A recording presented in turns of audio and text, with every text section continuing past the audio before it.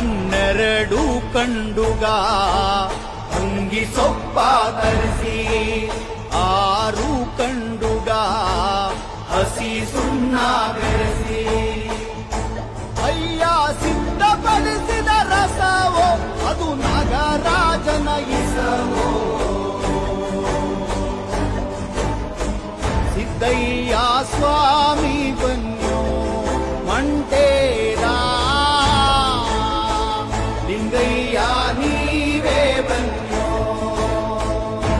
ಅಯ್ಯ ಬಾರದ ಪಾವಾಡಕ್ಕೆಲ್ಲ ಒಂದೊದಗೋ ಘರ